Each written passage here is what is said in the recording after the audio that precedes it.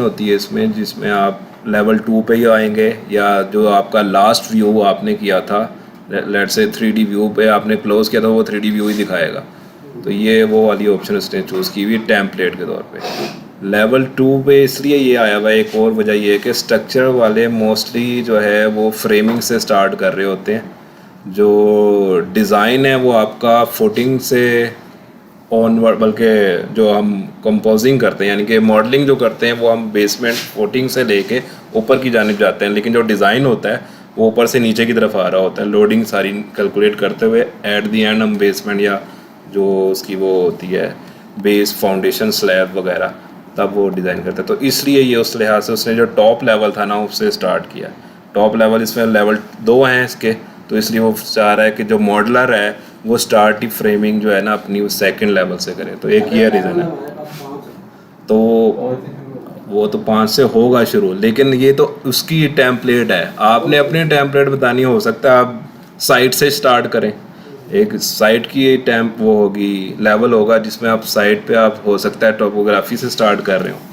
तो ये तो डिपेंड करता है। मैंने इस वक्त इसलिए स्ट्रक्चरल डिफ़ॉल्ट खोली जो हर एक के पास है, ताकि उस पर रह के काम करें, वरना मेरी सेटिंग होंगी तो उसमें बहुत सी चीज़ें जो हम टेम्पलेट्स में, अब हो सकता है कि पहला हमारा जो बिल्डिंग का वो है मॉडल है उसमें फ्रेमिंग पे डिपेंड करता है, वो प्री कास्ट है कि कॉस्ट इन सिचू है, तो उसके मुताबिक मैंने टेम्पलेट होगी। इसी तरह फाइल पे न्यू जाएंगे तो आप प्रोजेक्ट न्यू करते हैं तो इस पर कंस्ट्रक्शन की टेम्पलेट भी होती है। ये अब इन दोनों में फ़र्क देखिएगा। अब ये लेफ़्ट पे देखें आप प्रोजेक्ट ब्राउज़र, ये साइट मेरे ख्याल में मैं बता चुका हूँ, मुझे आइडिया नहीं याद नहीं है। अब देखें इसमें और इसमें क्या फ़र्क है। आया एक सेकेंड, ये भी पूरी उसने लोड नहीं की है, या फिर इसमें टेम्पलेट ही बाय डिफ़ॉल्ट है। ये 2023 से ऑनवर्ड जो कंस्ट्रक्शन टेम्पलेट है ना, मैं उसका भी व्यू दिखाता हूँ आपको ताकि आइडिया हो जाए। कंस्ट्रक्शन में क्योंकि हमने ये नहीं देखना होता कि ये आर्किटेक्चरल वर्क है, वो देखना तो होता है, लेकिन उस वक्त वो हर चीज़ दे रहा होता है, हर डिसिप्लिन दे रहा होता है। MEP भी शामिल हो जाता है कंस्ट्रक्शन में, और स्ट्रक्चर भी शामिल हो जाता है आर्किटेक्चर, क्योंकि अब उसने कंस्ट्रक्शन करनी है। कंस्ट्रक्शन के पॉइंट ऑफ व्यू से वो सारी टेम्पलेट होगी। टेम्पलेट के अंदर तमाम जितने भी कंपोनेंट्स होंगे जो आपके प्रोजेक्ट से रिलेटेड हैं वो पहले से फैमिली इंसर्टेड होंगी और आपकी सेटिंग्स हुई होंगी। ये बस टेम्पलेट का फंक्शन होता है। और टेम्पलेट में ये होता है कि आप बहुत ज़्यादा जो है ना हैवी ना हो जाए, इसलिए वो आप बिल्कुल लाइट सी रखने की कोशिश करते हैं कि जो आपको मेजर आपको पता है कि ये कंपोनेंट्स हमारे बनने ही बनने हैं, सिर्फ वो आप इंसर्ट करते हैं। बहरहाल लेवल 2 पे वापस मैं आ रहा हूँ। अब ग्रिड और वो मैंने बता दिया था या नहीं, डेटम में स्ट्रक्चर्स टैब में आए, ठीक है।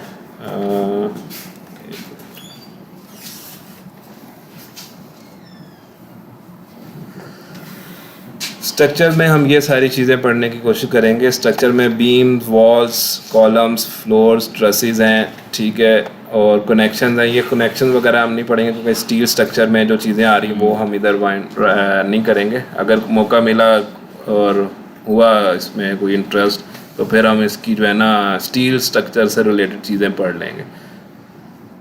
और फिर आगे ये मेन चीज़ें तो हैं ही जो RC से रिलेटेड है ना, रीबार रीइंफोर्समेंट एरिया, ये हम एंड पे करेंगे। इससे पहले हम पहले फ्रेमिंग करेंगे और फाउंडेशन से होते हुए सारी चीज़ें ऊपर तक हम चले जाएंगे।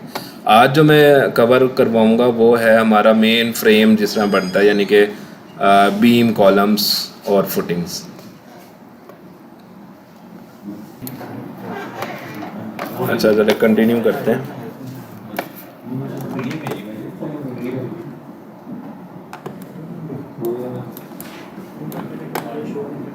अब सबसे पहले ये हम स्ट्रक्चर में आप देखें यहाँ पे डेटम है। डेटम के अंदर आपने ये डेटम में आपके पास लेवल्स भी होते हैं, ग्रिड्स भी होते हैं। लेवल इसलिए वो हैं मतलब उसमें डिसेबल हैं इसलिए क्योंकि हम इस वक्त कौन से लेवल पे हैं, हम किस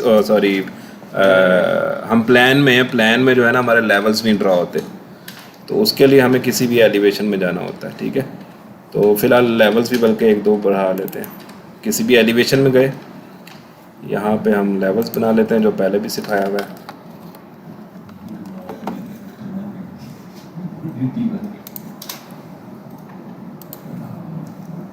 एक नीचे बेसमेंट का कोई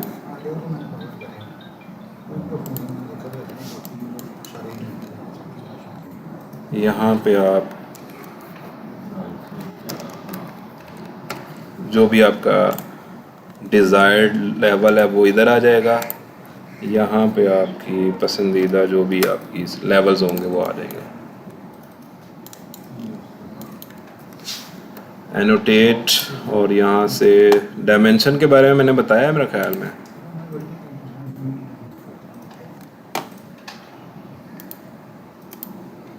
डायमेंशन का तरीका ये है, एनोटेट में आके अलाइंड ही आपने मोस्टली यूज़ होती है, बाकी तो होती हैं लेकिन ये लीनियर नहीं लेनी उससे आपको, बल्कि आप करके देखिएगा अलाइंड में और लीनियर में दोनों में फ़र्क क्या है। अलाइंड में यूज़ कर रहा हूँ, एक सेकेंड, ये कंटिन्यूस खुद ही लगा रहा है, ठीक है। इसके बाद आपने स्पेस में, यहाँ से स्पेस में आपने कहीं भी क्लिक कर देना तो वो आपकी ये डायमेंशन लग जाएगी। और किसी को भी क्लिक करें तो यहाँ से भी, और यहाँ से आप अपने लेवल्स अप एंड डाउन कर सकते हैं। अच्छा, लेवल क्रिएट हो गए। यहाँ पे हमें लेवल्स आ गए हमारे पास, ये भी 3rd लेवल तक हमने बस बनाया, ठीक है। और एक ये बेस लेवल ये भी आ गया। अब हम स्टार्ट करना चाह रहे हैं स्ट्रक्चर में ग्रिड।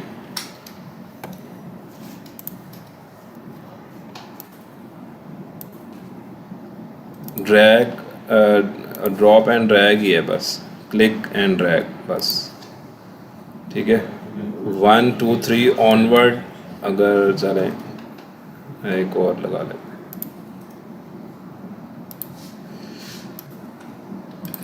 एक दफ़ा इसको नाम देना पड़ता है, लेट से ए। अब उसकी मेमोरी में है, उसके बाद हम आगे जाते हैं तो वो बी खुद ही लगाएगा।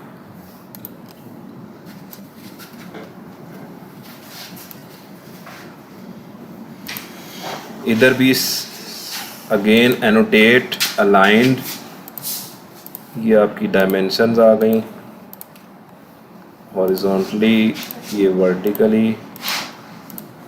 अब इन डायमेंशंस के अगेंस्ट आप अपने राउंड में कर सकते हैं जो भी आपकी वो ग्रेडिंग थी ना, इस पे जिस पे आपने फासला बढ़ाना है उसको आपने क्लिक करना है, ये ब्लू हो जाएंगी, ठीक है। नज़र आ रहा है इसका स्केल 1/4 लैपटॉप से तो है।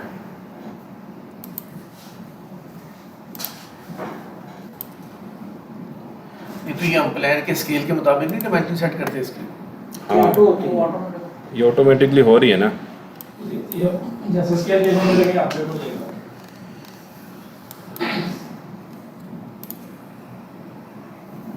16 पे कर दो, ठीक है। अब नज़र आएगा। अच्छा, मैं ये बता रहा था कि अगर आपने ग्रिड्स मूव करनी है, एक तो तरीका है, इसको सेलेक्ट किया, उसके ऊपर होवर किया कर्सर और ड्रैग किया, कितना करना है वो डायमेंशन आपको बता रही है। लेकिन सही तरीका बेहतर ये है, एक्यूरेट क्लिक करने के बाद इस पर वो ब्लू हो जाएगा, जहाँ पे भी ब्लू होगा रेविट में समझ लें वो एडिटेबल है। क्लिक किया, यहाँ पे लेट से आपने 25 फीट का सिंबल डाल दें, या अगर मीटर होगा तो मीटर कर देंगे, एम डाल देंगे, एम करेंगे तो वो उस तरह से बिहेव करेगा। ये मैं बता चुका हूँ चीज़ें। अच्छा, ये आपकी ग्रिड मार्क होगी, लेट से इसको थोड़ा सा खुला कर देते हैं। अब मैंने इसको, यानी हमने शुरू में मैट्रिक्स में नहीं खोला अभी, या इंपीरियल में खोला? नहीं, ये इंपीरियल में है ना, कोई नहीं, वो मसला कोई नहीं आगा, इंपीरियल में करेंगे, सेम फंक्शन है। अब आप ये देखें कि इसकी मज़ेदारी यही है कि आप क्लिक करें और यहाँ पे आपने अगर 9 मीटर लगाना है तो वो 9 मीटर को भी उसी हिसाब से कर देगा। ये तो कोई इशू ही नहीं है। इधर वो कैड वाला सिस्टम ही ख़त्म हो जाता है, जो उलझे रहते हैं लोग कि इसका यूनिट ये होगा, इसका ये होगा, क्या करें। बहरहाल, अच्छा, ये टोटल को मैं थोड़ा और मूव कर लेता हूँ, ठीक है। ये मेरी, मान लें कि ये मेरी ग्रिड्स हैं, इस पे मैंने कॉलम्स लगाने हैं। कॉलम का फंक्शन ये है कि आपने इधर आना है स्ट्रक्चर में, स्ट्रक्चरल कॉलम सेलेक्ट करना है। एक कॉलम आर्किटेक्चर में भी है, ठीक है, इसको आपने नहीं लेना। आर्किटेक्चरल कॉलम बेसिकली आर्टिफिशियल और आर्टिस्टिक कॉलम होता है जो कि लोड बेयरिंग नहीं होता है, कोई भी उसमें लोड नहीं आएगा। तो इसलिए आपने स्ट्रक्चर में कॉलम करना है। स्ट्रक्चर में ही वॉल, जैसे आरसी वॉल होगी, हम पढ़ेंगे बाद में। यहाँ पे स्ट्रक्चर के एलिमेंट्स ही यूज़ करने हैं मोस्टली। कुछ वॉल्स जो हैं, वॉल और कॉलम, वो सिर्फ आर्किटेक्चर में और इसमें ना कॉमन है, लेकिन उस पर कन्फ्यूज़ नहीं होना, आर्किटेक्चर नहीं लेना। अच्छा, कॉलम सेलेक्ट किया। अब यहाँ पे बाय डिफ़ॉल्ट इसकी जो टेम्पलेट में लास्ट टाइम यूज़ हुआ था वो W शेप का कॉलम था, स्टील कॉलम W10/49। हमने अगर स्टील स्ट्रक्चर लगाना है तो हम इधर से स्टील स्टार्ट कर देंगे, और उसका हमने क्या चीज़ें देखनी है, वही कि इसकी डेप्थ है या हाइट है। पहले से जो मकान बना हुआ है आपने ना वॉल जो है वो किसकी लगानी है? हाँ, वो मैं बताऊंगा इसका। अभी आप पहले आर्किटेक्चर आपने कवर किया, आपको मैं स्ट्रक्चर के कंपोनेंट्स बता दूंगा। आपकी फ्रेमिंग और फाउंडेशन और स्ट्रक्चर की मोस्टली चीज़ें जब कवर हो जाएंगी, फिर मैं आपको एक टॉपिक आएगा जिसे कहते हैं कोलैबोरेशन। वो थोड़ा खुश्क टॉपिक है, उसमें आपने सीखना ये है कि लिंक कैसे करते हैं रेविट को। अभी हमने पढ़ा था कैड लिंक पढ़ा था और PDF लिंक पढ़ा था, ज़्यादा से ज़्यादा हमने JPEG जो है ना उसको लिंक कैसे करते हैं उसका यूज़ पढ़ा था। अभी जो असल जो इसका है ना वो है रेविट टू रेविट लिंक कैसे होगा। अब जब हम एक आर्किटेक्चरल बना चुके होंगे, एक हम स्ट्रक्चरल मॉडल बनाने लगेंगे, या स्ट्रक्चरल मॉडल होगा उसके अकॉर्डिंगली हम MEP बनाने लगे हैं, या कोई एक मॉडल होगा उसके अगेंस्ट हम दूसरा बनाने लगे हैं। तो मोस्टली ये होता है जहाँ, क्योंकि हम इस वक्त डिसिप्लिन पढ़ रहे हैं स्ट्रक्चर के, तो आर्किटेक्चरल मॉडल हमारे पास गिवन होता है, हम वो लाते हैं और पहले उसको सेटिंग्स के अकॉर्डिंगली हम उसको सेट करने ऑन कोऑर्डिनेट्स सेट करने के बाद एज ए बैकग्राउंड यूज़ करते हैं कि हमने अपनी स्लैब इसी बाउंड्री के अंदर ही रखनी, ज़ाहिर बात है। मेन ग्रिड्स जो है वो आर्किटेक्ट ही प्रोवाइड करता है कि मेरी स्पेसिंग ये होगी, इसके अंदर रहते हुए आपने ना अपना डिज़ाइन रखना है। कॉलम का साइज़ नहीं वो बताता, लेकिन ग्रिड साइज़ मोस्टली आर्किटेक्ट्स ही बता रहे होते हैं। तो वो हमें एक मॉडल देगा, आर्किटेक्चरल मॉडल होगा, उसको हम एज ए बैकग्राउंड लगेंगे। लेकिन इधर बैकग्राउंड जो है वो ऐसा नहीं होगा जैसे हम सिर्फ एक्स रेफरेंस कर दें या सिर्फ उसको कैड को ला के उसको लाइट कर दें उसकी लेयर्स, ऐसा नहीं है। इसमें दूसरे फंक्शन है, इसमें लिंक रेविट होगा। वो रेविट का लिंक जब तक लगा रहेगा उसमें जो चेंजिंग होगी वो इसमें भी होती जाएगी। आपको रिफ्लेक्ट एक आपकी उस पे होगा, क्या कहते हैं, लेआउट प्लान जो होगा ना, जो भी आपने बनाए होंगे शीटें, वो एंड में बताऊंगा मैं आपको प्रिंटिंग के पॉइंट ऑफ व्यू से। तो वो हर एक में वो रिफ्लेक्ट कर रहा होगा।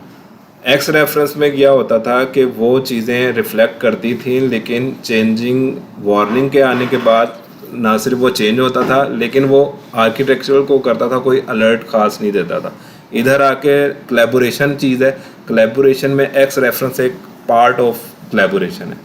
वो जब उस पर हम पढ़ेंगे तब आपको आइडिया होगा कि अगर आर्किटेक्चरल एग्जिस्टिंग, जैसे उनका सवाल था कि एग्जिस्टिंग एक आर्किटेक्चरल बना हुआ है, हमने उस पर एक और स्लैब डालनी लेट से, या हमने उसको एक और मंजिला बनाना है या उसके एक्सटेंशन करनी किसी सूरत में, तो हम उसको एज ए रेफरेंस पकड़ के उसको लिंक करेंगे और उसके आगे जो भी उसकी एक्सटेंशन या उसके अकॉर्डिंग स्ट्रक्चर होगा वो डेवलप करेंगे।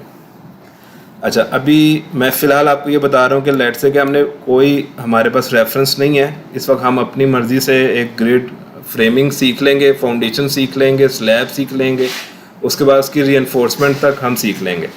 इसके बाद जो स्टेप आएगा वो फिर हमारा कोलैबोरेशन का होगा। वो थोड़ा सा गौर से देखने वाला होगा, कुछ ट्रिकी है, कुछ चीज़ें इस पर नहीं हो सकेंगी क्योंकि वो क्लाउड बेस होती हैं, कुछ चीज़ें हो जाएंगी क्योंकि वो लैन लोकल एरिया नेटवर्क के ऊपर रख के हम उसकी कोलैबोरेशन कर लेंगे। क्लाउड बेस पे क्या है? क्लाउड बेस पे वही चीज़, एक फ़ाइल, वो मैं फिर बताऊंगा कॉन्सेप्ट सारे जब वो टॉपिक आएगा। अभी फ़िलहाल इसको समझें। अच्छा, कॉलम की मैंने सेलेक्ट किया हुआ था, इधर से मैं बता रहा था कि स्टील कॉलम बाय डिफ़ॉल्ट उसने दिया हुआ है। हम दो तरीके हैं, इसी कमांड में रहते हुए आप एडिट में जाएं और यहाँ पे लोड करवा लें कॉलम्स, कौन से, RC वाले।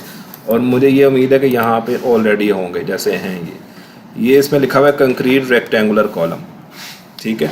नीचे वो दे रहा है डब्ल्यू शेप, जहाँ पे ये डब्ल्यू शेप और सी वगैरह ये जितने भी चैनल वो आ जाते हैं वो सारे स्टील स्ट्रक्चर की चीज़ें आ जाएंगी। आपने अभी हम जो कवर अप कर रहे हैं वो मोस्टली आरसी स्ट्रक्चर है, स्टील स्ट्रक्चर का नहीं है इस बार हमने कवर करना। अच्छा, ये मुख्तलिफ उसने 12x18 वगैरह दिया हुआ है। अगर इन केस आपके पास यहाँ पे नहीं है क्या कहते हैं, कॉलम्स नहीं है आपके पास, इंसर्टेड फैमिलीज़ नहीं है। कॉलम क्या है, बेसिकली कॉलम की फैमिली है। फैमिली इंसर्ट आपको मैंने बताया हुआ है कि या बिल्कुल कमांड से बाहर निकल जाएं, ठीक है। उसके बाद इंसर्ट में आके लोड फैमिली ऑलरेडी करवा लें। यहाँ पे आप इंग्लिश, यूएस, और यहाँ पे एक ट्रिक है, ये ज़रा गौर से देखिएगा।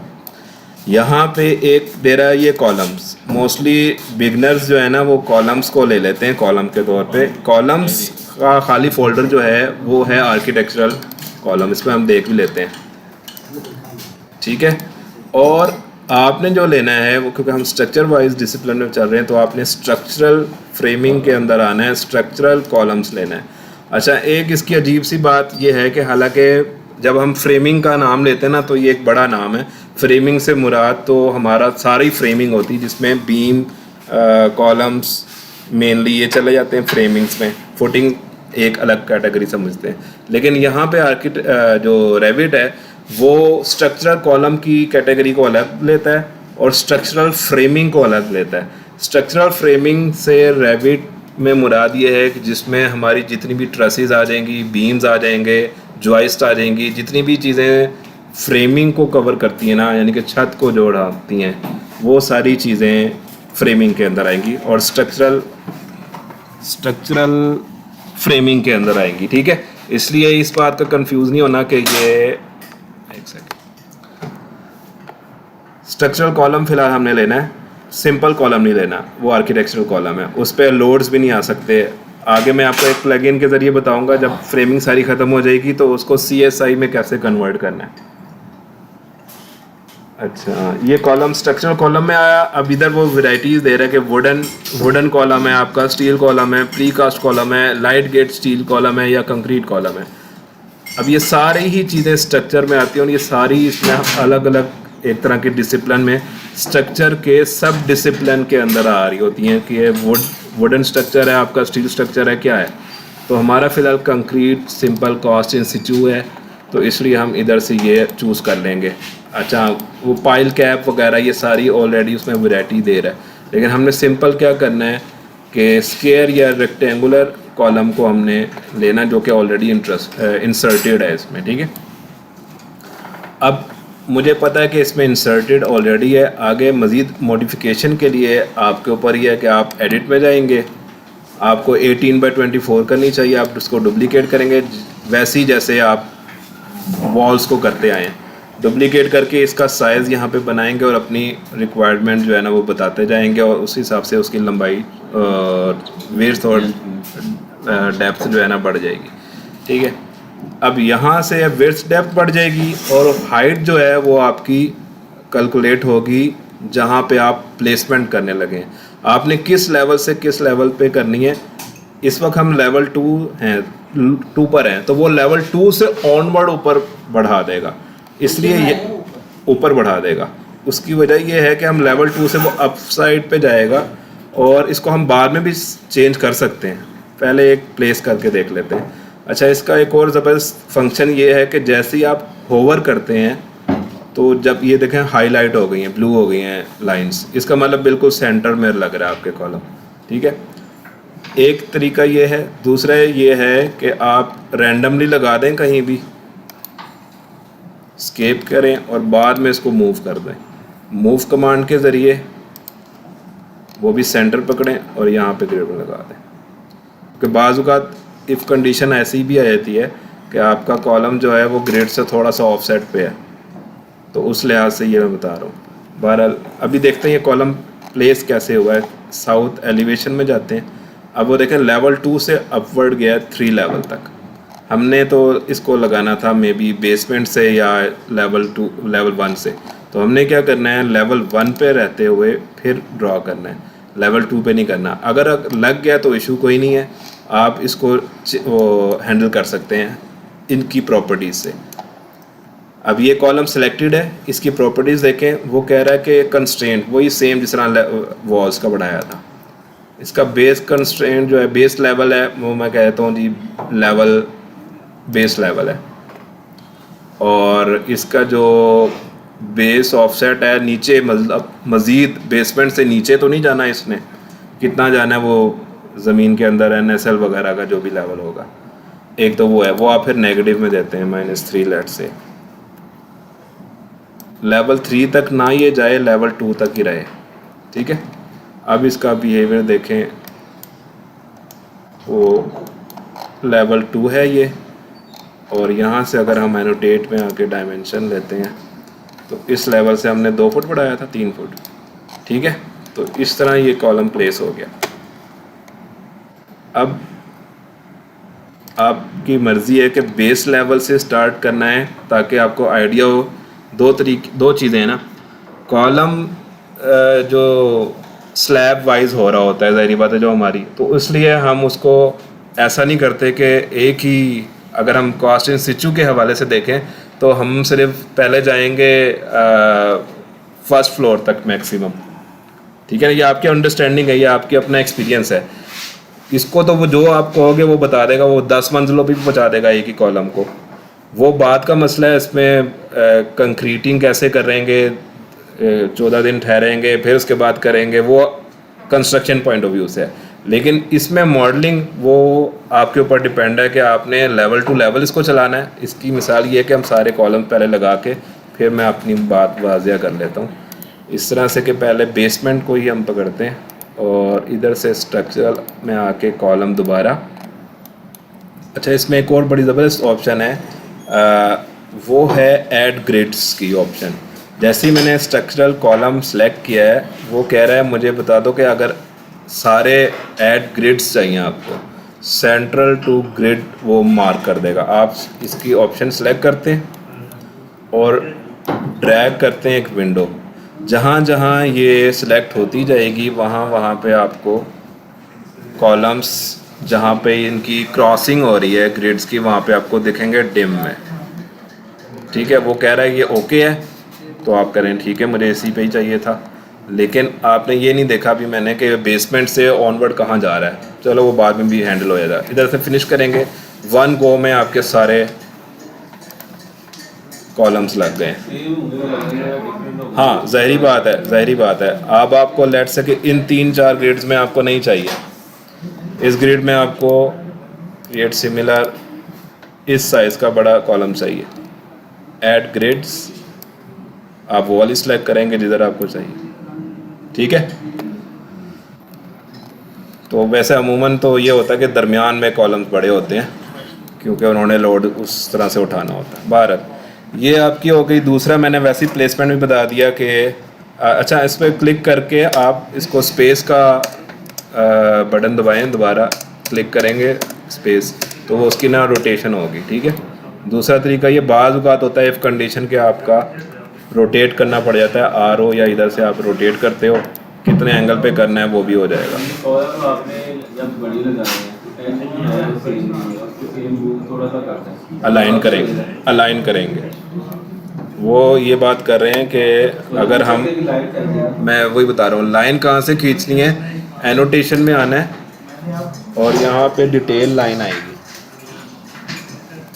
यहाँ पे है ये डिटेल लाइन, ये लाइन वो है जो कि कैट पे आप L फॉर लाइन प्रेस करते हैं। डिटेल लाइन मान लें कि आपने इसके अलाइन करना है, शिफ्ट दबाएंगे तो स्ट्रेट लाइन लग जाएगी, ठीक है। ये आपका 3 इंच जो है ना इसका ऑफसेट आ रहा है। अगर आपने इसको बढ़ाना है तो आप पहले आएंगे मॉडिफाई में, ये वाली टूल्स जो है ना ये आपने खुद एक्सप्लोर करने। टाइमली जैसे आ गया है तो मैंने बता दिया, तो वरना ये खुद आप एक्सप्लोर करें तो ज़्यादा हैंडल इजीली हो जाएगा। पहले सेलेक्ट किया जिस पर अलाइन करना है, फिर जिसको अलाइन करना है, ठीक है। तो ये तो खैर है ही। तो इस तरह से आप अलाइनमेंट कर देंगे जो जितनी होगी, बाद में इसको रेफरेंस लाइन के तौर पर डिलीट कर दें। तो इस तरह आपके अलाइन हो जाएंगे। राउंड कॉलम भी इसी तरह ही लगेंगे, आप फैमिली लोड कर लेंगे, राउंड कॉलम भी इसी तरह ही प्लेसमेंट हो जाएगी उनकी। अब ये था कि हम इस सारे को सिलेक्ट करते हैं और इसके बेस कंस्ट्रेंट पे हम कहते हैं -2 फीट नीचे जा रहा है ये मज़ीद, और ठीक है लेवल 1 पे वो ख़त्म हो जाए। अब होता क्या है, लेवल 1 से भी बाज़ औक़ात हम मॉडल करते हुए -6 इंचेस पर रोक देते हैं ताकि स्लैब आ रही होती है ना हमारी। नहीं जा सकता है, नो इशू, जाना ही होता है क्योंकि उसने तो एक कंपाउंड ही बनना होता है एट द एंड। आप उसको गो थ्रू भी करते हैं, ये आपने तजर्बे करके देखने। ये कॉलम जा रहा है और स्लैब जब हम अभी ड्रा करते हैं तो वो उसके अंदर कैसे उसको कटिंग करता है, उसको ज्वाइंट कर, ये आपने चेक करना है ना। और फिर जब मैं आपको एस्टिमेशन वाला पढ़ा चुका हूँगा ना, फिर कुछ और सवाल होंगे कि वो जब कटिंग करेगा तो क्या वो वॉल्यूम कम कर देगा उसका या नहीं करेगा। तो ये एस्टिमेशन के पॉइंट ऑफ व्यू से बड़ी चीज़ें हैं, दोनों चीज़ें हैं। अगर आप उसको जॉइंट ज्योमेट्री का कह देते हो तो वो आप उसको पता होता कि मेरा इतना पैच मैंने निकाल दिया है तो मेरा उस स्लैब का हिस्सा नहीं रहा, क्योंकि उधर आपके रीइंफोर्समेंट भी पीछे रुक जाती है, कॉलम या वॉल सीधा ऊपर चला जाता है, तो इसलिए वो उसमें अकाउंट नहीं करता। हमें joint geometry at the end करनी पड़ती। मैं बाद भी खा लेंगे हेलो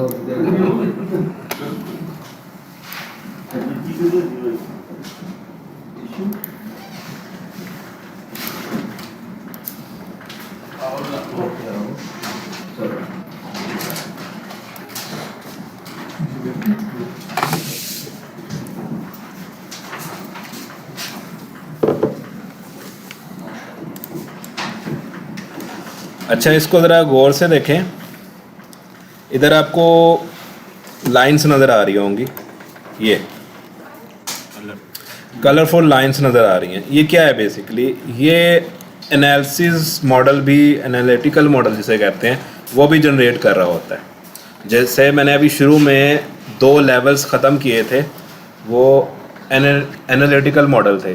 इससे एनालिसिस होता है कि उसका क्या लोड कितना, ऊपर कितना लोड है, दरमियान में उसकी वो क्या वो चल रहा है, कंपोजिशन कैसी चल रही है, और एंड पे वो डाइवर्ट अपने लोड को कैसे कर रहा है। तो ये वो डिज़ाइन पॉइंट ऑफ व्यू से है। इट्स मीन कि रैबिट जो है वो डिज़ाइन भी कर सकता है।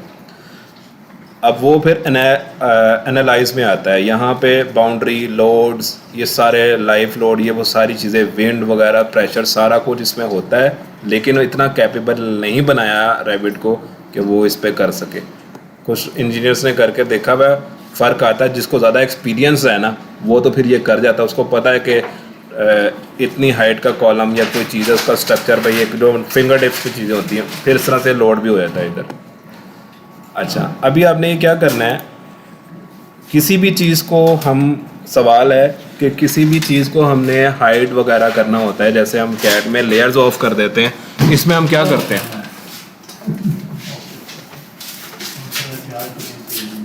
यार जलेबी बाद में खा लेते। इधर तवज्जो दें कि मैं सवाल पूछ रहा हूँ कि इसमें एक ऑप्शन है जिस पे मैं चाहता हूँ कि कुछ चीज़ें, जैसे मेरे कॉलम्स ही हैं फ़िलहाल, मैं चाहता हूँ कॉलम्स हाइड हो जाएं। हाँ,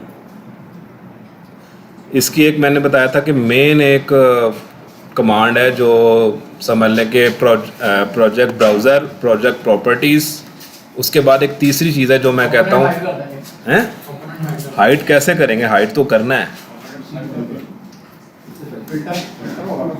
मैं वन गो में चाह रहा हूँ कि सारे ख़त्म हो जाए, हाइड हो जाए। वो कहाँ पे आएंगे, ऑप्शन क्या है? नहीं नहीं, ये तुक्का नहीं मारना, वी प्रेस करना है। या मैंने बताया हुआ है, ये इसलिए पुरानी जो है ना वीडियोस देख लें, उसमें ग्राफिक्स में आपके आना है, किधर गया वो, विजिबिलिटी ग्राफिक्स ओवरराइड्स की बात कर रहा हूँ। आप समझ आया कि नहीं अभी तक? विजिबिलिटी ग्राफिक ओवरराइड्स की कमांड भी बताई थी, ये रही वो। क्या थी कमांड? वी थी, ठीक है। ये रेविट का समझ लो कि रीढ़ की हड्डी है, बैकबोन है। अगर आपका इस पे कमांड है, आप समझ लो कि आप बहुत बेहतरीन ड्राफ्टिंग प्रोड्यूस कर सकते हैं इससे। बहुत अच्छा मॉडल और बहुत अच्छी रेजोल्यूशन के साथ हाई डेफिनेशन आपका मॉडल बनेगा। अगर आपकी इसमें सारे कंट्रोल्स है ना, इसमें जस्ट लाइक लेयर्स जो आप कैड वर्जन्स में पढ़ते रहे हैं, चाहे वो ठीक है। अब आपने इसमें कैटेगरीज है ना, ये मैं बता चुका हूँ, हालांकि आप भूल गए क्योंकि बड़े अरसे बाद लेक्चर स्टार्ट हुआ है। बहरहाल इस वक्त डिसिप्लिन स्ट्रक्चर लिखा हुआ है, आप चाहें तो सारे कर सकते हैं, लेकिन अभी ज़रूरत नहीं है। स्ट्रक्चर के अंदर अगर मैं कॉलम को चेक आउट कर दूंगा, एक सेकेंड, ये कॉलम्स के चेकआउट करने से वो कॉलम्स गायब नहीं हुए, वजह बता सकता है कोई? ये कॉलम उसके आर्किटेक्ट, हाँ, ये आर्किटेक्चरल कॉलम्स है। हमने स्ट्रक्चरल कॉलम की कैटेगरी को ऑफ करेंगे, अब अप्लाई करेंगे, वो इधर से गायब हो। ठीक है, तो मैंने जस्ट लेयर है ना, जिस हम कैड में लेयर बनाते हैं। नहीं, ये लेयर नहीं है, ये लेयर का एक छोटा फंक्शन जो हम फ्रीज वगैरह करते हैं उसका कह सकते हैं, लेकिन विजिबिलिटी ग्राफिक्स ओवरराइड्स जो हैं वो इससे बहुत ज़्यादा और चीज़ें हैं। इससे तो आप मेनली अपने ऑफ ऑन करके अपने कंपोनेंट्स को ला सकते हैं, हाइड कर सकते हैं टेम्परेरी। ठीक है, इसके अलावा और भी फंक्शन है इसका, जैसे कि हम स्ट्रक्चरल कॉलम को ही देखते हैं। स्ट्रक्चरल कॉलम को अब लाइंस जहाँ पे किसी को पसंद नहीं आ रही है, उसकी थिकनेस जो कि by default architectural international standards पे स्ट्रक्चरल आर्किटेक्चर AEC की जो स्टैंडर्ड क्लासिफिकेशन के तहत जो लाइन थिकनेस हो सकती है वो उसने बनाई हुई है। अगर आपको अपनी कंपनी में वो लाइन विड्थ थिकनेस वगैरह नहीं पसंद, तब आप इधर आते हैं।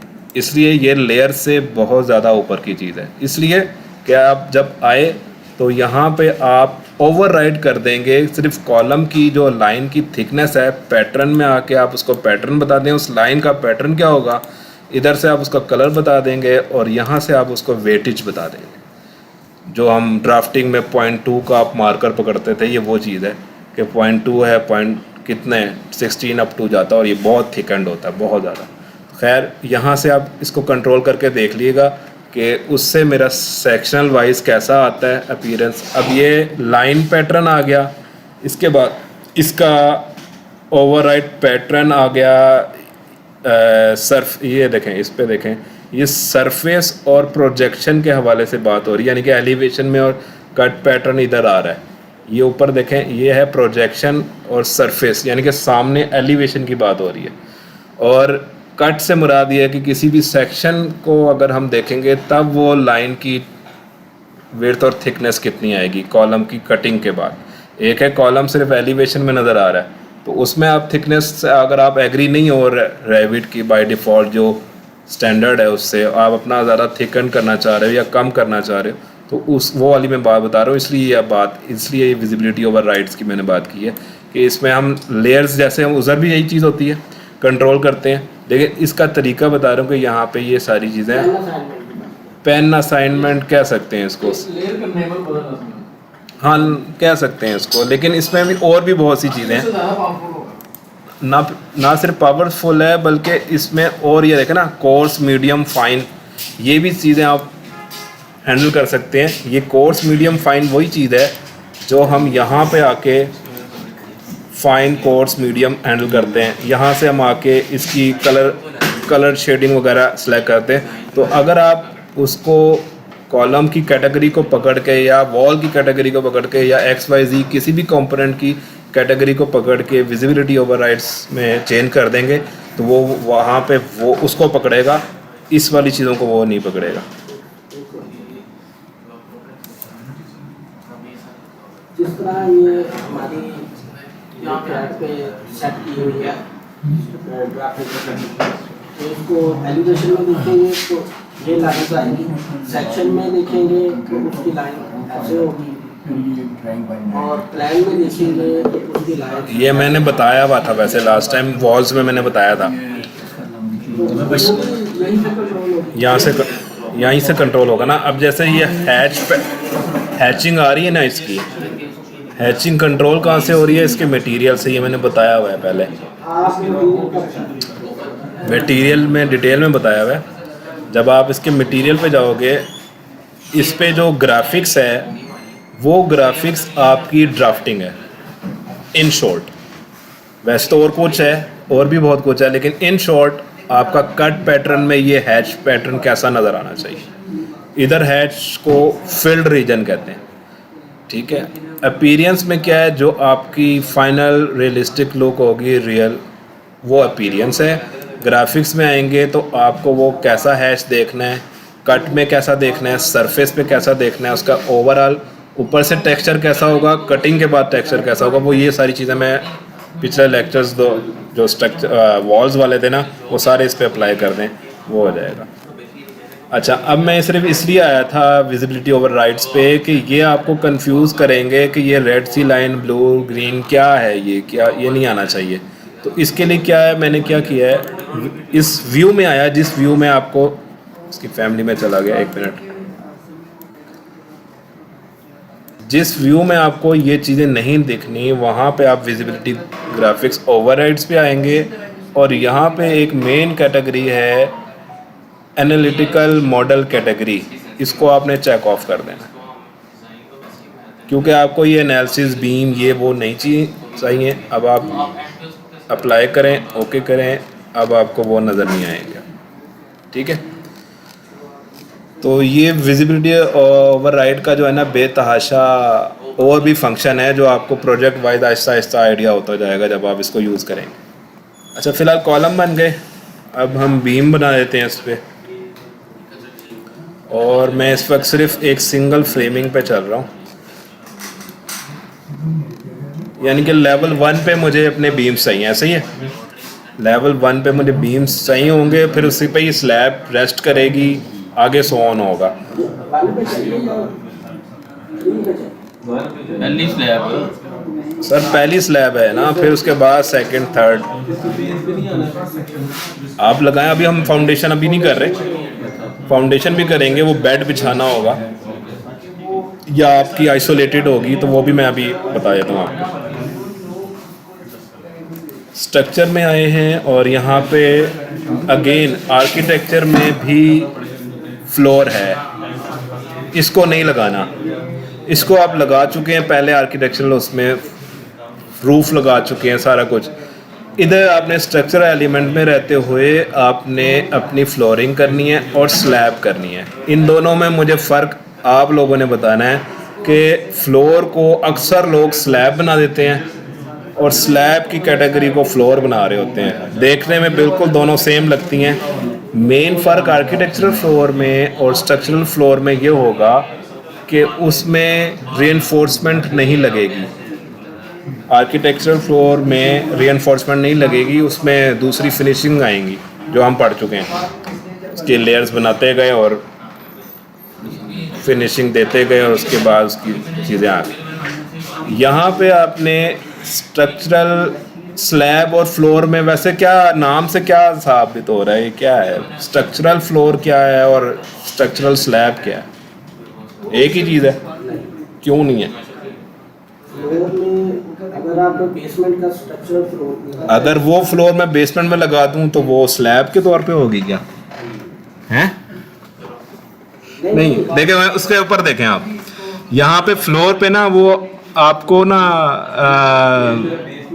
एक स्टील फ्लोर भी दिखा रहा है, उसका जो सिंबल है आप ये गौर से देखें ना। अब इसके अंदर आर्किटेक्चरल फ्लोर भी है और एक और ऑप्शन भी है स्लैब एज है, वो खैर इतनी मायने नहीं रखती। अभी हमने इन दो पे फोकस करना है। ग्राउंड जमीन के ऊपर लगे हैं उसके लिए मना करिए, वो आर्किटेक्चर नहीं ये है आपको। अब आप नाम पढ़ें फिर आपको आइडिया हो जाएगा अब क्या करना। नजर नहीं आ रहा? इस पे लिखा हुआ है स्ट्रक्चरल फाउंडेशन स्लैब, स्लैब पे लिखा हुआ है और फ्लोर फ्लोर है। अब समझ लगी? ठीक है, इसलिए अभी हम क्या करेंगे, अभी हम फ्लोर लगा रहे हैं, हम फ्रेमिंग की बात कर रहे हैं ना, अभी हम स्ट्रक्चरल फ्लोर लगा रहे हैं। और इसके सिंबल से भी अभी उसने बाय डिफ़ॉल्ट, क्योंकि ना उसकी by default template steel structure के हवाले से फिक्स हुई हुई है, इसलिए उसने हर कंपोनेंट जो भी फर्स्ट टाइम हम लगा रहे हैं उसमें हम ये अब इसने दे दिया हमें मेटल फिल्ड कंक्रीट फ्लोर जिसे कहते हैं ना, concrete field metal deck, sorry. तो ये जिसमें वो डेकिंग होती है और उसके ऊपर जो कंक्रीटिंग होती है वो उसने दिया हुआ है, लेकिन हमें वो नहीं चाहिए। ठीक है, आपने क्या लेना है, आपने कास्ट इन सिचू स्लैब लेनी, आपने प्री कास्ट नहीं लेनी है, आपने कास्ट इन सिचू आरसीसी स्लैब आपको चाहिए। आरसीसी तो वो तब बनेगी जब इसमें रेनफोर्समेंट डालेंगे। पहले आपको सिर्फ सिंपल कंक्रीट वॉल स्लैब बिछानी है, स्लैब के बाद रेनफोर्समेंट होती है। हालांकि उल्टा होता है रियल लाइफ में, पहले ठीक है ना शटरिंग होती है। हालांकि फ्रेमिंग का जो लफ्ज़ है उसमें आपकी वो भी शामिल होती है, शटरिंग को भी फ्रेमिंग के अंदर लाते हैं कैटेगरी में, अगर हम वैसे सिविल इंजीनियरिंग के अकॉर्डिंगली पढ़ें। लेकिन इधर जो वो काम कर रहा है वो मैं आपको बता ही जा रहा हूँ साथ साथ कि इधर आपने कंक्रीट फिल्ड मेटल डेक नहीं लेना, क्योंकि ये स्टील कंपोनेंट है, स्टील फ्लोर नहीं लेना आपने क्या लेना है, ये देखें इधर लिखा हुआ है 6 इंच कंक्रीट या जेनेरिक 12 इंच, ये आपने लेना है। ये कंक्रीट ऑन मेटल डेक ये नहीं लेना, ये सारी चीज़ें नहीं लेनी है। अच्छा, अब मैं कंक्रीट 6 इंच कंक्रीट की बात कर लेता हूँ या 12 इंच की बात कर लेता हूँ, कोई इशू नहीं है। आपने एडिट में जाना है, उस फ्लोर की फैमिली सिस्टम आपको वो हायरार्की ऑफ एलिमेंट हमेशा जहन में रहना चाहिए कि आप किस एलिमेंट को किस जगह प्लेस करने लगे, मिक्स नहीं करना। इसलिए मैंने आपको थोड़ा सा टाइम लगा के बताया है कि फ्लोर को स्लैब की जगह नहीं लगाना। अच्छा, 6 इंच है या कितना आपको चाहिए, आप वही डुप्लीकेट वही तरीका एडिट, और यहाँ पे उसका मटेरियल चेंज, यहाँ पे आप उसकी थिकनेस जो भी है उसकी, मान लो मैं इसको चेंज कर देता हूँ, डुप्लीकेट इसको 7 इंच कर देते हैं। इंच हो या वो हो mm में हो, कोई आपको इसमें दिक्कत नहीं है, आप 300 वाली आप लगा देना, वो कोई मसला नहीं है। ठीक है, आगे एडिट में जाएं। इसके ऊपर हम लोग ये करते हैं, इंसर्ट करते हैं लेयर्स। इसमें भी वही सेम फंक्शन है जो आर्किटेक्चरल स्लैब में होता है, लेकिन अमूमन ये होता है कि हमारी म्यूचुअली अंडरस्टैंडिंग होती है आर्किटेक्चरल स्ट्रक्चर की कि आपने जो स्लैब ड्राइव करेंगे वो कहते हैं हम सिर्फ फिनिशिंग मॉडल करेंगे, स्ट्रक्चर वाले कहते हैं हम सिर्फ 6 इंच की, लेट से मान लें कि 12 इंच की टोटल थिकनेस है, 6 इंच की सिर्फ हम स्लैब डिज़ाइन करेंगे, हम सिर्फ स्लैब की कोई फिनिशिंग नहीं देंगे, कोई उसके ऊपर हम एक्स्ट्रा मटेरियल नहीं लगा रहे। अगर कोई एक्स्ट्रा स्क्रीड वगैरह लगानी हुई तो हम दे देंगे। लेट से कि अब मान लिया कि उधर ऐसी सिचुएशन पैदा हो गई कि 6 इंच स्लैब या 5 इंच की स्लैब के ऊपर एक्स्ट्रा आपको स्क्रीड देनी पड़ रही है, तो वो आप 1 इंच या जो भी आपकी होगी थिकनेस वो आप लेयर उस वक्त दोगे। मोस्टली यही होता है कि आर्किटेक्ट्स जो हैं वो टोटल स्लैब बना देते हैं, यानी कि वो 6 इंच की थिकनेस आरसी अपना फ्लोर लेते हैं, मगर वो आर्किटेक्चरल, और मटेरियल उसको कंक्रीट का भर देते हैं। और जो सही बिम बेस्ड कंपनीज होती है ना, उनमें ये स्टैंडर्ड्स में लिखा होता है कि हमने स्लैब नहीं बनानी है, आर्किटेक्ट ने सिंपल स्लैब फिनिशेस पे काम करना है। और जो स्ट्रक्चरल डिसिप्लिन है उसने फिनिशेस पे बिल्कुल उसको कोई सरोकार नहीं है, सिवाय इसके कि जो इंजीनियर होगा उसको पता होगा लाइव लोड और डेड लोड इसका कितना है, उस हिसाब से वो स्लैब डिज़ाइन करेगा। अच्छा, यहाँ पे हम इसलिए इधर डिटेल की ज़रूरत ये पड़ी कि हम इंसर्ट करना चाहें तो इंसर्ट करके लेयर्स उसी तरह कर सकते हैं जिस तरह मैं आर्किटेक्चरल मेरे पुराने लेक्चर देख ली का वैसे ही होगा। इधर मैं नहीं इसको बढ़ा रहा तो इसको मैं डिलीट कर देता हूँ। यहाँ पे मैं 6 इंच की बजाय 7 इंचेस मैंने रखा था आई थिंक। ओके, ठीक है। अच्छा, अब ये मेरी, क्योंकि मैं बेस लेवल पे हूँ, अब मैंने ये मिस्टेक की है कि मैं बेस लेवल पे हूँ तो बेस लेवल पे वो स्लैब प्लेस कर देगा। आपने इसमें ऑप्शन रखी हुई इधर यहाँ पे कि बेस लेवल पे नहीं, मुझे ये किस लेवल पे चाहिए थी, लेवल 1 पे। अब लेवल 1 पे मैं हूँ, मैं बेस लेवल पे, लेकिन इधर से मैंने कंस्ट्रेंट उसको फ्लोर बता दिया कि अच्छा कुछ एलिमेंट्स हैं, जैसे कि कॉलम में ये नहीं आएगी ऑप्शन, कॉलम में आप जिस लेवल पे होगा उस लेवल से ऊपर उठाएगा वो। या आप कंस्ट्रेंट फिक्स कर दोगे उसी वक्त, बाद में नहीं कर सकते। इस वक्त मैंने कमांड के लेने के बाद उसकी एडिटिंग करने के बाद भी मैं इसकी फ्लेक्सिबिलिटी उसने दी हुई है कि वो आप लेवल चेंज कर सकते हो। अब आप यहाँ पे अब आपके पास ऑप्शन आ गई मॉडिफाई में कि आपने वो स्लैब किस तरह से बनानी है, रेक्टेंगुलर फॉर्म में बनानी है, सिंपल एक ये कंपोनेंट्स हैं सारे आपके ड्रॉ के, ठीक है। सिंपल लाइन लगा के आपने एक एक लाइन यूं यूं जैसे भी बनानी है, जो भी होगा। हो सकता है आपका अभी तो ये सिंपल है ना, हो सकता है कोई से वो राउंड शेप में हो सकता है किसी शेप में हो, तो आपने उस लिहाज से बनाना है। अगर ये कॉलम, ये 4 कॉलम है हमारे कॉर्नर पे, इसको हम ये पॉइंट दे दें कि इस कॉलम से इसको ये 4 पॉइंट बात तो दे सकते हैं। मतलब रेक्टेंगुलर लगा देंगे, ये मैं वही करने लगा हूँ रेक्टेंगुलर। ये आपने रेक्टेंगल सेलेक्ट की, अब मान लें कि आपका कुछ ऑफसेट भी है, एग्जैक्टली फ्लैश नहीं कर रहा, मे भी हो सकता है फ्लैश कर रहे हो सकता है इनर साइड पे आपका 1 इंच कम करके कवर करके उसने रखना हो, तो लेकिन कंक्रीट तो पूरी आती है बेसिकली, ठीक है ना। हम मैं इसको ऑफसेट नहीं दे रहा, लेकिन होता यही कि ऑफसेट आ रहा होता है, डिपेंड करता है ना। हो सकता है आपने कैंटिलीवर निकालना है एक साइड पे, तो उसके लिए ऑफसेट की दूसरी बजाय करने के अब मैं अपनी थिकन कॉलम पे जाता हूँ, 1 क्लिक, ये ठीक है, ये आपकी ये पूरी स्लैब की बाउंड्री लग गई। अब दूसरा ये है, ये जो सिंबल है मैं स्केप कर रहा हूँ 2 टाइम्स, मैं इस कमांड से बाहर आ गया। किस कमांड से बाहर आ गया हूँ? ड्रा की। अब यहाँ पे ये जो है, ये जो 2 एक्स्ट्रा लाइंस लगी हुई हैं लेफ़्ट एंड राइट पे, ये आपको बता रही हैं, क्या बता रही हैं, ये क्या लिखा हुआ है यार, पढ़, नजर नहीं आ रही। ये बशीर साहब बता सकते हैं क्या लिखा हुआ है। उस जगह में रेजोल्यूशन फट जाएगा। स्पैन डायरेक्शन है ये, ठीक है। स्पैन डायरेक्शन क्या होती है?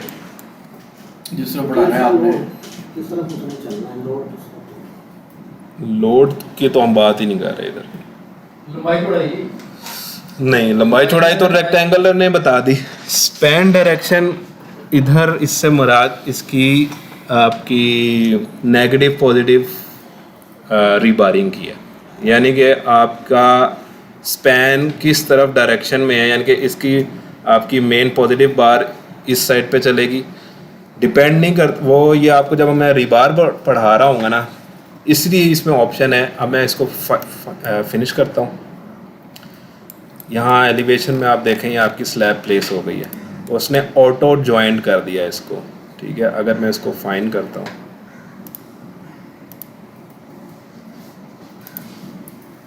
इसको शेडेड या कंसिस्टेंट कलर में लेता हूँ, एक बिल्कुल ज्वाइंट अंडरस्टूड था उसके लिए कि इसको ज्वाइन ही करना होता है। अब ये चाहे कॉलम आपका लेवल 2 पे जाके भी फिनिश हो रहा हो, उसने ज्वाइन ही करना है उसको, लेकिन स्लैब आपकी ये है और एरिया आएगा वो उसके अकॉर्डिंगली आएगा। इसलिए आपको जब एस्टिमेशन निकालनी होती है तब आप इन चीज़ों का ख्याल रख रहे होते हैं कि यहाँ पे आपने 3D में आते हैं।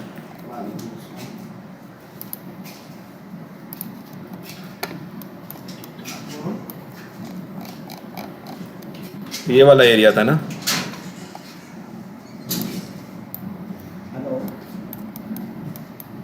अभी उसने ये स्लैब बनाई हुई है, अगर आप इसका एरिया लोगे तो वो एरिया इतने कॉलम को कट करके नहीं देगा, फुल ही दे देगा। वो फुल देगा या नहीं देगा ये आपने बाद में डिसाइड करना है। बहरहाल आपके लिए फिर ये होता है कि जहाँ से वो इसको हम कहते हैं ज्वाइंट ज्योमेट्री, ज्वाइन करवा दे जी इसको। अब निकाल देगा। 1 मिनट हो नहीं रहा था, फिर वो आप एरिया देखते हो जाके, फिर वो कटिंग कर देते हैं, ज्वाइंट करवाते हैं, या बाजुकात कुछ एलिमेंट्स को आप कट करवा रहे होते हो कि इसमें से ये वाली चीज़ निकाल लें। ये यहाँ पे जाके ये ऑप्शन है ज्योमेट्री में, ज्योमेट्री में जाके 2 चीज़ें हैं आपके पास, ज्वाइंट ज्योमेट्री करनी है या कट ज्योमेट्री करनी है। इसको आप अप्लाई करके देखना, ये सही फंक्शन तब समझ आएगा जब हम एस्टिमेशन कर रहे होंगे, आखिरी सेशन होगा वो। अच्छा, ये फंक्शन मैंने बता दिया। स्लैब लग गई, बेसमेंट में हमें स्लैब नज़र नहीं आएगी, ज़ाहिरी बात है, हम लेवल 1 पे हैं, तो अब लेवल 1 पे हमें वो नज़र आ रही है, लेकिन हमें कॉलम नज़र आ रहे हैं इसमें। इसको फाइन और इसको भी कंसिस्टेंट कलर करते हैं, ठीक है। अब देखें, इसकी ज़बरदस्त बात यह है कि जो चीज़ नीचे उसको उसने डैश खुद ही कर दिया, और डैश भी इसी रेशो से आपका कम ज़्यादा होता है, ठीक है ना। अब उसने क्लोज कर दिया डैश लाइन की, वो भी हर चीज़, क्योंकि आपका स्केल अप एंड डाउन करने से वो ये चीज़ें करता है। अच्छा, अब मान लें कि हम यही फ्रेमिंग को, ये कॉलम मान लें हमारे लेवल 2 तक जा रहे हैं। अब हम लेवल 2 पे आते हैं। लेवल 2 पे हमें ज़ाहिरी बात है वही कॉलम नज़र आने से जो सिलेक्ट किए। अब यहाँ पे हम फिर स्ट्रक्चरल स्लैब की जगह ये लेते हैं, और इसके बजाय हम 6 इंच कंक्रीट ले लेते हैं, और यहाँ पे हम लाइन से ड्रॉ करते हैं। स्पैन डायरेक्शन आपको तब आइडिया होगा जब हम, अच्छा ये आ गया,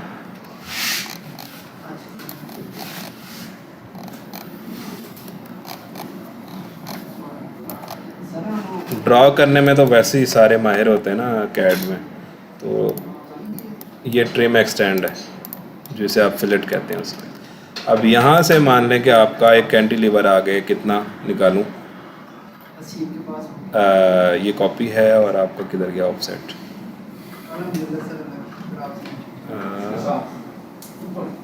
मैं इसकी ना वही OF की आदत डली हुई है, तो इधर भी ऑफसेट की वही कमांड है, ये है ऑफसेट।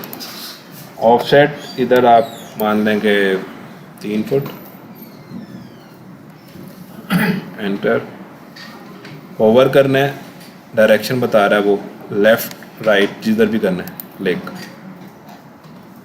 ये आपको डिलीट कर दें, यहाँ से फिर ट्रिम एक्सटेंड,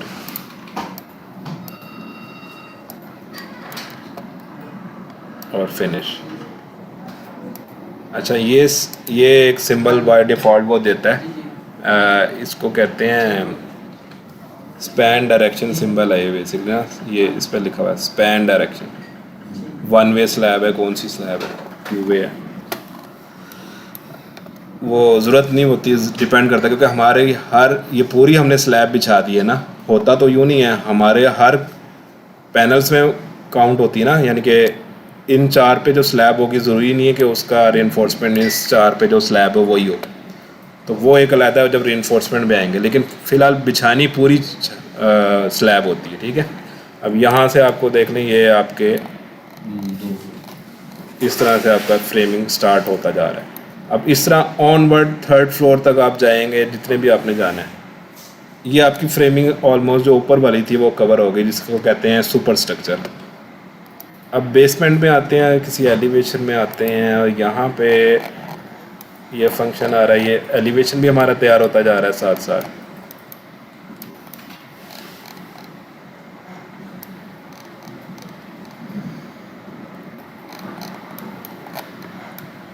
अब मैं चाह रहा हूँ इसको एक आधे को कंबाइंड फुटिंग लगा देते हैं और बाकी को आइसोलेटेड फुटिंग लगाए, ठीक है।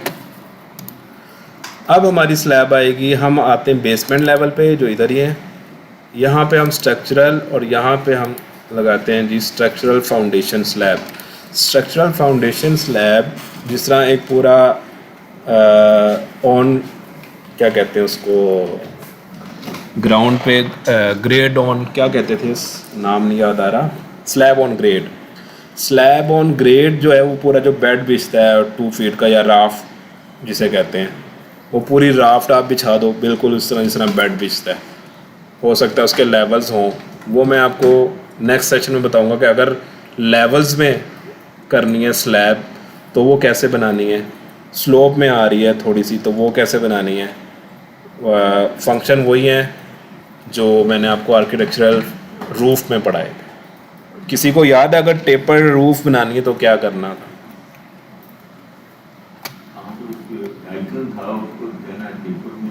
हाँ, जवाब दुरुस्त है, लेकिन यहाँ पे वो आइकन नहीं आता है क्योंकि ये स्लैब है। अब मैं ये बिछा देता हूँ इसको फ़िलहाल, मान लें कि थोड़ा सा ऑफसेट रख के ना अपना 2 फुट का।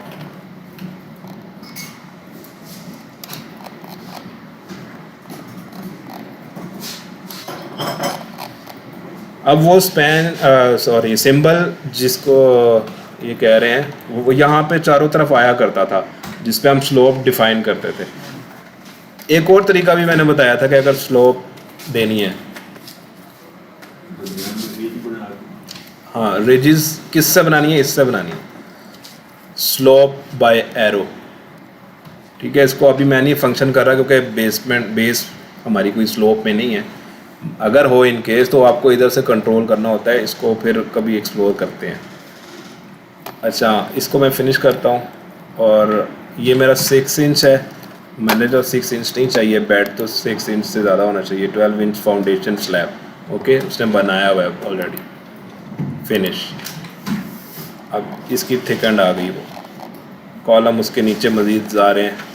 अब अच्छा, मैंने तो ये सारे भी बिछा दी, ये बिछानी सारे पे नहीं थी। Control Z। मैं सोचा ये था कि इसको मान लें कि चले, नहीं, मान लें कि ये इतने कंबाइंड फुटिंग है। इन कितने हैं कॉलम, 8 कॉलम्स के लिए ये कंबाइंड फुटिंग है, और दैट इज़ इट। और मैं बाकी में चाह रहा हूँ कि ये आइसोलेटेड फुटिंग हो। ठीक है, उसके लिए क्या करेंगे, वो सिंपल है। स्ट्रक्चरल फाउंडेशंस, अभी हम स्लैब पे गए थे। ठीक है, ये फाउंडेशन स्लैब बना दी थी, स्पैन डायरेक्शन डिलीट कर दिया। अब हम आइसोलेटेड फाउंडेशन की बात करने लगे। सेलेक्ट किया, यहाँ पे बाय डिफ़ॉल्ट अब इसकी अलग एक फैमिली है। फुटिंग रेक्टेंगुलर है, कितनी चाहिए, पूरी चौरस चाहिए, टेपर्ड अगर चाहिए, टेपर्ड होती है ना फाउंडेशन वो आइसोलेटेड, उसके लिए ये फैमिली नहीं देता। वो फैमिली मैंने बनाई हुई है, वो खैर इशू नहीं है। बाज़ औक़ात वो क्वार्टर होती है, बात समझ रहे हैं मैं, बाज़ औक़ात वो हाफ़ होती है कहीं पे, साथ वाले के घर ना जाए हमारी फाउंडेशन, तो वो उसके लिए वन साइडेड जिसे कहते हैं, वन साइडेड फुटिंग वो भी होती है। तो फ़िलहाल हम फाउंडेशन रेक्टेंगुलर इसी पे गुजारा करते हैं। जब कोई इफ़ कंडीशन आएगी तो हम वो भी देख लेंगे। फैमिली स्ट्रक्चर वाइज बिल्डिंग के लिए सारी बनी हुई है। स्पेस से अगेन इसकी डायरेक्शन लेफ़्ट वो होती है, रोटेट। और यहाँ पे भी हमारे पास 2-3 ऑप्शन हैं। या तो आप इसको होवर करें और बेस लेवल पे जाएं, और यहाँ पे बेस लेवल के माइनस कितने पे था, वो 2 फुट पे था। या तो ये दे दें एक चीज़। दूसरा, ऐड ग्रिड्स कर दें, वो सारी ग्रिड्स जैसे हमने कॉलम लगाए थे वैसे सेलेक्ट कर देगा। और तीसरी ऑप्शन है ऐड कॉलम्स। अब उसको पता है कि किधर लगाना है, उसको कंस्ट्रेंट देने की ज़रूरत नहीं है। आप ड्रैग करें, जितने सेलेक्ट हो गए वो हाईलाइट कर दिया उसने, ये डिम सी लाइन में दिखा दिया कि ये मैं इस डायरेक्शन में लगा रहा हूँ। फ़िलहाल के लिए हम फिनिश करते हैं। इधर वो कुछ एरर दे रहा है। येलो टिप जो देता है वो 99% इग्नोरेबल होती है रैबिट में।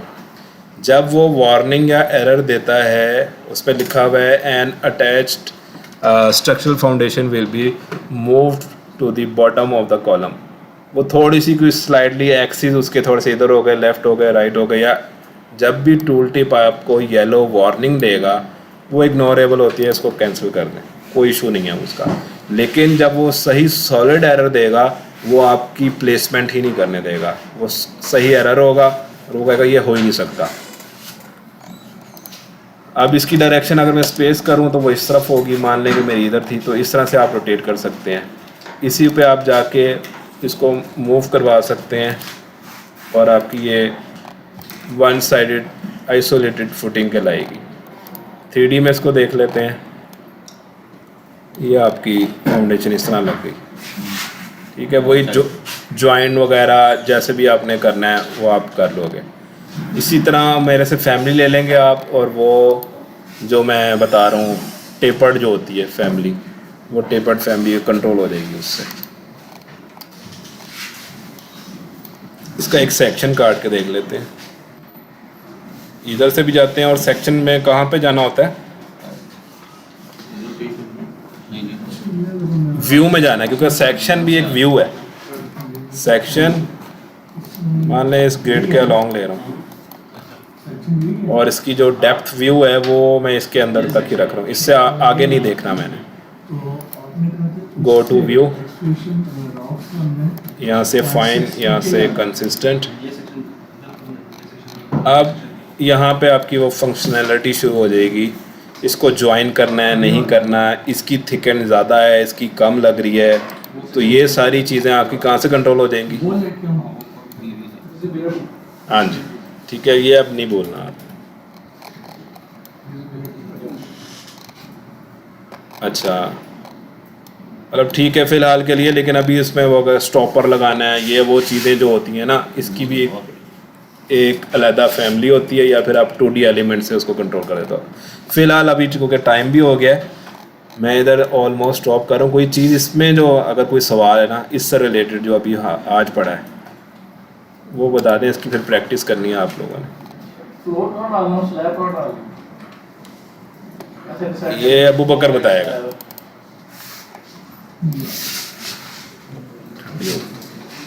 फ्लोर कहाँ डालना है, स्लैब कहाँ डालनी है भाई? मैं इसको फ्लोर डाल दूं तो ये फ्लोर मैं 10 मिनट लगाए इस सवाल पे सीरियसली। मैं वही कह रहा हूँ, जहाँ से सुबह अभी चला था हमारा लेक्चर, वो दोबारा भी उधर ही आ गया। नहीं आप बताओ। जहाँ पे बताया आपकी अभी। फाउंडेशन लग रही होगी वो आपकी फ्लोर होगी, नहीं स्लैब हो। ठीक है। इसमें स्लैब भी डाल सकते हैं। स्लैब ही डलती है। इधर देखें यार, इधर देखें, फ्लोर में भी स्लैब डलती है। दोबारा देख लें इधर देखें। कंफ्यूज होते हैं ना, इसलिए मैंने आपको बताया था। इसके सिंबल पे देख लो फ्लोर लिखा है पहली बात, तो फ्लोर आपका ये है छत, ठीक है। नीचे स्लैब है आपकी, जो नीचे फाउंडेशन स्लैब, उसका नाम ही स्लैब के अंडर स्ट्रक्चरल फाउंडेशन स्लैब है। बस कंफ्यूजन खत्म। स्लैब सिर्फ फाउंडेशन में आएगी बस। बिल्कुल लगानी वहीं चाहिए, लेकिन शहजादे ऐसे भी हैं जो फाउंडेशन स्लैब को सारे फ्लोर्स में, टॉप फ्लोर में भी लगाए हो हैं। स्लैब नहीं होगा सर हो सकती है। इसके ऊपर क्या है? इसके ऊपर फ्लोर है ना? फाउंडेशन ही आएगी। नहीं, स्लैब फ्लोर ही है, फ्लोर है, फ्लोर मैं है। आपको बता रहा हूँ, जब हम एस्टिमेशन लेते हैं ना, हम कहते हैं टोटल इसकी स्लैब की रिइंफोर्समेंट या एरिया कैलकुलेट करो। एक मिसाल दे रहा हूँ, बाकी ये बीम बेस्ड है, मैं आपको वो लेवल की चीज़ बता रहा हूँ तो कि आसानी से समझ आए। जब हम कैटेगराइज करके किसी क्लैश डिटेक्शन पे जाएंगे और इस मॉडल से 10 चीज़ें निकालनी है हमने, इसलिए ये इतना क्रिटिकल करने की कोशिश इसमें की हुई है कि हायरार्की ऑफ एलिमेंट को नहीं बोलना। इसीलिए मैं आपको ये बता रहा हूँ, ये स्लैब आप लगा दोगे आपको दिखेगी सही, रिइंफोर्समेंट भी लगा देंगे आप, कोई मसला नहीं होगा, ऐसे ही लगेगा। आप आइसोलेटेड फुटिंग को लोगों ने स्लैब से लगाया होता है, वो भी एक्सेप्ट कर जाएगा। ये आइसोलेटेड फुटिंग क्या है, एक स्लैब ही है ना, उस स्लैब को आप थिकन कर दो 2 फुट का और आपकी वो आइसोलेटेड फुटिंग बन जाएगी। रेक्टेंगुलर का साइज वो दे दें, लोगों ने ये भी किया होता है। कॉलम को बढ़ा दें, साइज कर दें, वो कॉलम को बना दें, लोगों ने वॉल को कॉलम बनाया होता है। कहने का मकसद ये है, ये कैटेगरी वो पागल नहीं है, वो ऐसी नहीं दे रहा। जो वो BOQ बनाएगा ना वो तो कंसीडर ही नहीं करेगा। एक छोटी सी मिसाल है, BOQ बनाएगा तब उसको कंफ्यूजन होगी। हाँ, दूसरा, जब हम क्लैशिंग कर रहे होंगे तब कंफ्यूजन होगी। वो कहेगा स्लैब तो आपकी है ही नहीं पूरे इस मॉडल में, सारी वो है आपकी फ्लोरिंग है, बिल्कुल ऐसे। सारे फ्लोर से फ्लोर कोई क्लैश नहीं आ रहा। लेकिन ऊपर सारे फ्लोर्स ही होंगे, नीचे सिर्फ फाउंडेशन। फ्लोर के नीचे फ्लोर जो है वो 3-4 जो फिनिशेस है ना उनको फ्लोर फ्लोर है, फिनिशेस है उसके उसके नीचे नीचे। स्लैब है। मैं ये रेविट की हायरार्की है, ये आपके अगर प्रैक्टिकल लाइफ में है तो आपके लिए स्लैब क्या और वो क्या, कंक्रीट स्ट्रक्चर क्या है, दैट्स इट।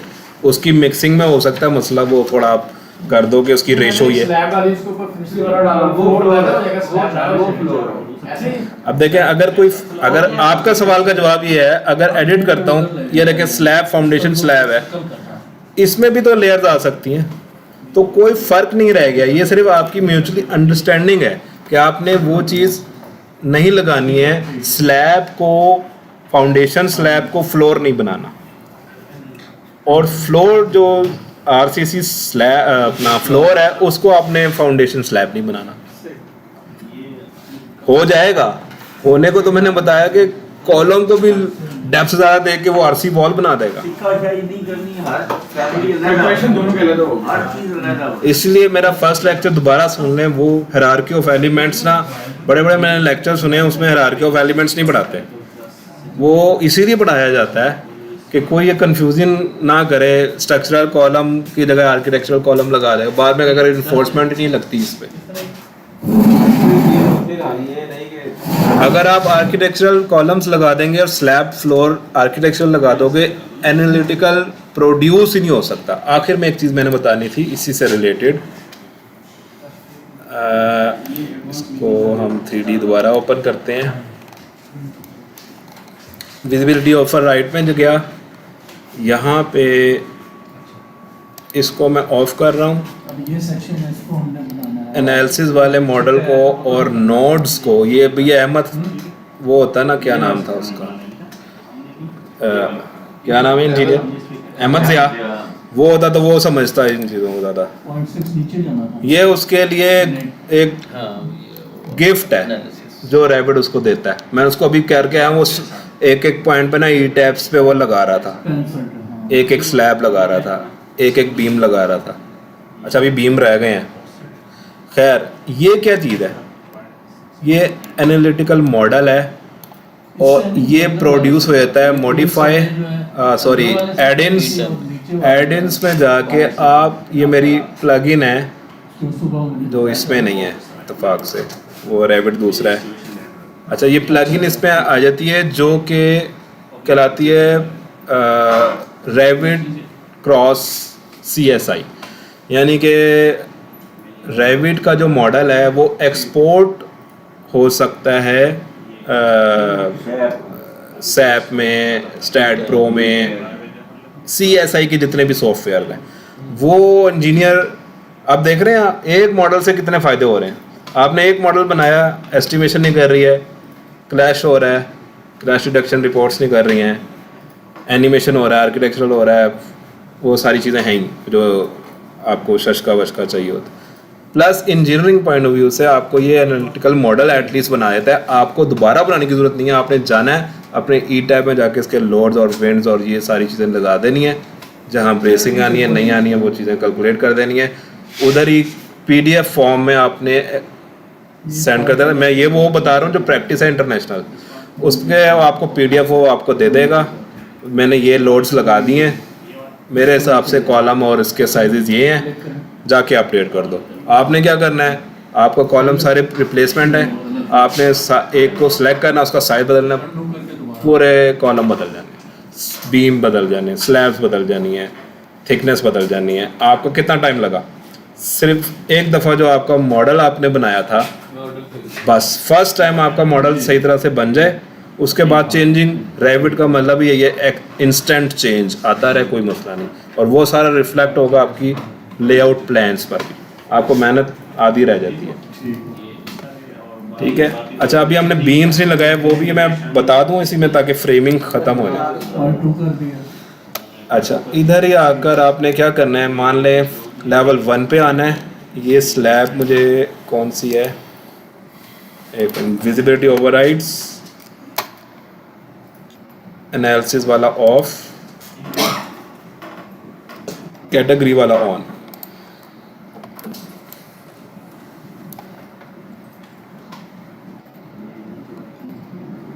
ये जो बीम लगाए ये क्रॉस बीम तो अभी लगाए नहीं, लगाने ये है जी स्लैब फर्स्ट लेवल की। ठीक है।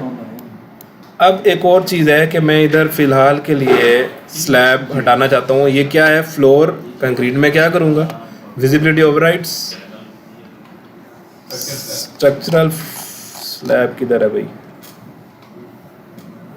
स्ट्रक्चरल फ्रेमिंग में आएगा। अच्छा एक ये भी उसका इशू है कि जो मैंने बताया था लास्ट टाइम, अगर मैं इसको हाइड कर देता हूँ ना तो वो बीम भी हाइड कर देगा। जो ये फ्रेमिंग लेता है ना उसमें आपकी जितनी भी हॉरिजॉन्टली चीज़ें बिछ रही हैं ना छत पे, चाहे वो ट्रस है, चाहे वो बीम है, स्टील बीम है, कोई भी बीम, उस और स्लैब, वो सब को कंक्रीट फिल्ड स्लैब है या सिंपल सपोर्टेड स्लैब है, 1 वे 2 वे, सबको वो फ्रेमिंग की कैटेगरी में लेके आता है रेविट।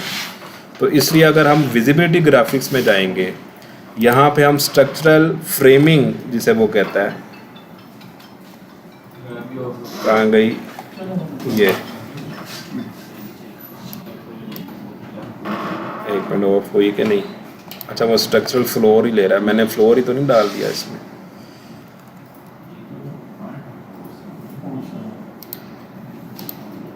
फ्लोर को वो आर्किटेक्चरल और उसमें तमीज़ नहीं करता, ये मैं भूल गया था।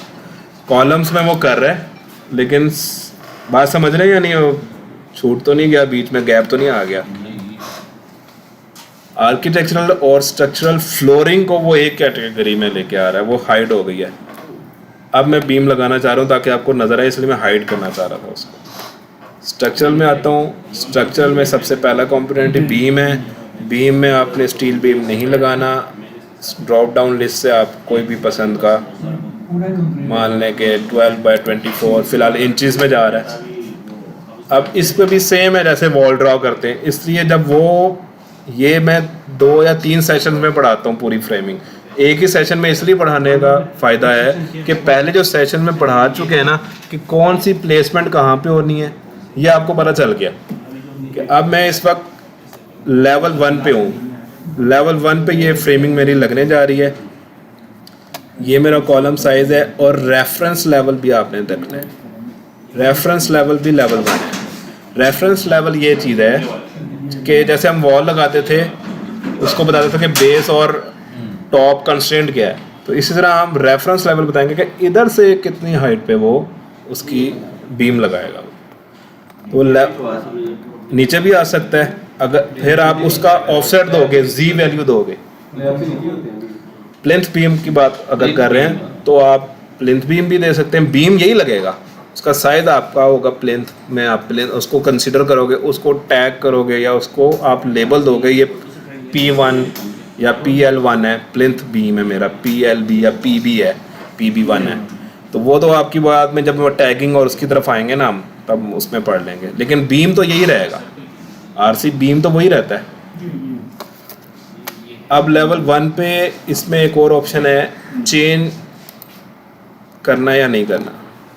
होता ये है कि ये कॉलम के मिड से लेके इस मिड तक जा रहा होता है, वो कह रहा है नहीं बना रहा वो इस पे, और येलो टूल टिप पे अगेन इग्नोरेबल है। अब उसने ड्रॉ नहीं किया, उसकी वजह ये है कि हमने कोई कंस्ट्रेंट्स में मसला कर दिया।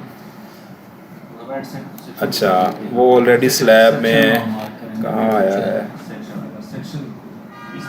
नहीं लगाया तो उसने सही है, ये देखा ना, ये लगा ना बीम, लगा तो सही है, पता नहीं क्या उसने एरर दिया। मैंने क्योंकि इग्नोर इसलिए भी कर दिया कि उसकी ज़रूरत नहीं है। एक और चीज़ ये है कि वो किस लेवल पे है। एक और चीज़ मैंने पढ़ाई थी, इसको कहते हैं व्यू रेंज। व्यू रेंज क्या चीज़ थी?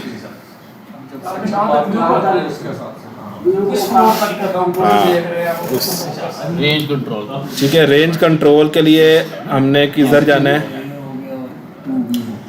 एक्सटेंड्स के अंदर है व्यू रेंज, एडिट, इसकी दूसरी शॉर्टकट है व्यू रेंज, VR। अब चूंकि अब हम आगे बढ़ गए इसलिए मैं कुछ चीज़ों की ना कमांड्स आपको बता रहा हूँ, लेकिन अभी भी आपको चाहिए कि इन चीज़ों को यूज़ करें, ऑन क्लिकिंग पे काम करें ताकि आपको 10 चीज़ें और नज़र से गुजर जाए। अच्छा, व्यू रेंज क्या चीज़ है? अभी इधर देखें ज़रा, मैं हूँ किस लेवल पे? लेवल 1 पे। वो टॉप पे सिर्फ 2 फुट तक दिखा रहा मुझे, इसलिए बीम नज़र नहीं आ रहा। मेरा लेवल 1 से लेवल 2 में कितना फासला है? तो मैं कहता हूँ जी मुझे 10 फुट तक की चीज़ें दिखा दे या 9 फुट तक की चीज़ें दिखा दे। नहीं आया, बढ़ गया है, नहीं आ रहा। कंप्लीट है और हमने जो लगाना है तो अच्छा, ओ हमने फ्रेमिंग ऑफ तो नहीं की भी। ये चीज़ें आती हैं विजिबिलिटी ग्राफिक्स में, गया हमने स्ट्रक्चरल फ्रेमिंग ऑफ की थी, याद आया? 90 के अंदर फिर बनाओ। अब आ गया वो, ठीक है। अगर मैं विजिबिलिटी इसको 2 फुट पे थी, अब इसको फर्क नहीं पड़ रहा क्योंकि वो लेवल 1 पर ही है, इसको भी एंड पे लगाएंगे। वो लग जाएगा, वो इशू कोई नहीं है। आपने मूव करवाना है, एक है मूव करवाया मैंने अभी, कंट्रोल Z, मॉडिफाई, अलाइन, ये चीज़ें आपने खुद करनी है। वो डैश लाइन दे रहा है यानी कि इधर से अलाइन कर देगा। अब इसका हम सेक्शन ले लेते हैं।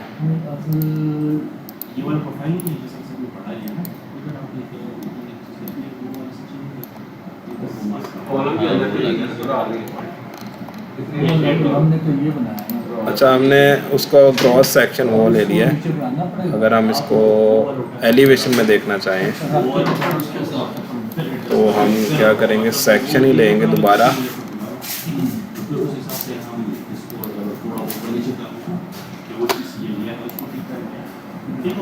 ये कॉलम है, ये बीम है आपका,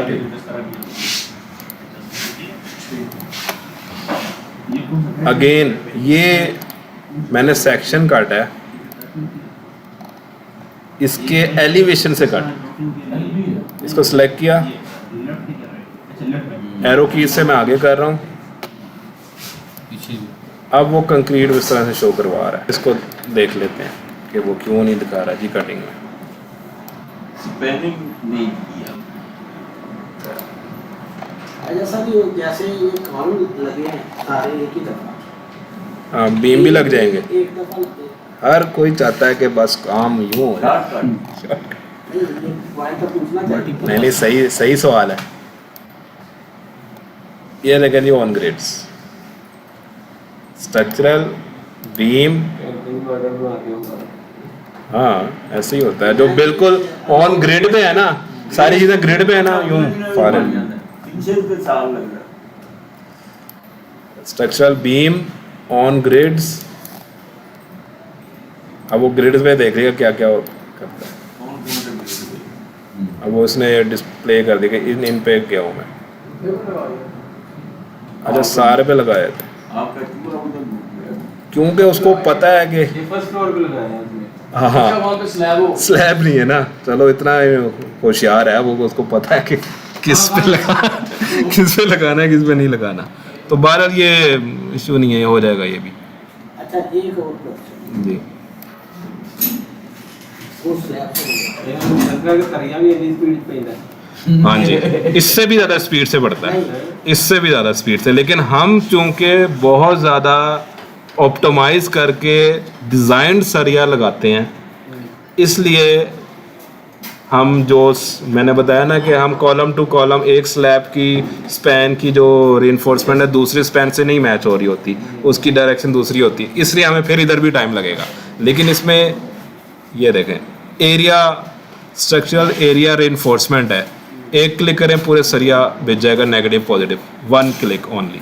सरिया आपने डिसाइड कर लिया होगा नेगेटिव कौन सा, पॉजिटिव कौन सा, अब डायरेक्शन कौन सी दूसरी। तो मैं जब रीइंफोर्समेंट में लाऊंगा लोग बड़े खुश हो जाते हैं, लो जी सरिया के लग गया, खत्म होगी बात। लेकिन ऐसा नहीं है, ऐसा नहीं है। इसलिए नहीं है कि आपको, हमारे जो रूल्स हैं ये हैं उसके स्टैंडर्ड्स, अमेरिका के या इंटरनेशनल कुछ होंगे वो। हम चाहते हैं कि एक सरिया भी ज़्यादा ना लगे। हर ऑफिस का डिजाइन मुख्तलिफ हर डिज़ाइन मुख्तलिफ होगा, हर एक का थंब रूल अलग होगा, उसकी स्पैन डायरेक्शन होगी, उसके सरिये के डिज़ाइन ही अलग होगा, नूर दुरानी अलग लगा रहा होगा, कोई और मिर्ज़ा क्या नाम है एसोसिएट वाले अलग लगा रहे होंगे, ठीक है। तो उसके लिए फिर आपको अगेन मैं आपको वो बता दूंगा, रीबार बाय स्केच। आप स्केच कर ही जाओ, रीबार लगती जाएगी। ये सर अगर स्लैब हमारी डिज़ाइन में, हाँ डिज़ाइन क्या है, ये स्लैब सीधी जा रही है, ऐसे बिल्कुल स्ट्रेट आए, नीचे आई, फिर ऐसे कर पाए, तो आपकी ड्रॉ है ना, ये देखें। आप ये बात करें स्ट्रक्चरल, मान लें फ्लोर है और मैं लेवल, जेड़ा ऑस्ट्रेलिया नहीं वो हार्बर बने हैं, हाँ हाँ वो बनाना चाहते हैं। वो इशारा करते हैं कि देखो कोई भी एक पॉइंट है, सिडनी बनाना चाहते हैं। ये तो जोकिंग नहीं होनी चाहिए नहीं जोगे किथे मैं तो एक्सप्लेन करें तो बनवाना नहीं चाहिए ठीक है सारा नॉलेज का आता तो आता क्या बनाते हो एक तो ये चीज़ है कि इसका यहीं से आपको ना कोई स्लैब इस ऑकवर्ड सी बन रही है, अब आ गए कर्व डाल देते हैं।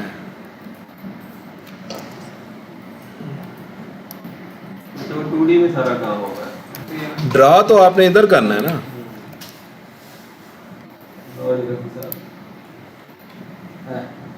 कितना कर्व चाहिए मतलब सीरियस। ये बन गया, स्पैन डायरेक्शन मान लें कि हमारी इससे है। ये एक तो ये चीज़ हो गई। नहीं ये तो नॉर्मली होता ही है, मतलब किसी ने जिगजैग बनाना जो ड्रा करोगे। 2D के अंदर जैसी मर्जी फील बना सकते एक तो 2D है, दूसरा इनका सवाल था कि वो अप एंड डाउन है, वो ज़रा सा औखा काम। ओवल ओवल बनाना है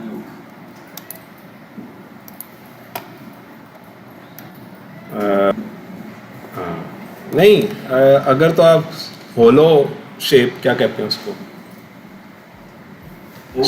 शेल जो होते हैं हमारे, वो कोई मसला नहीं है इसमें, उसमें ऑप्शन है।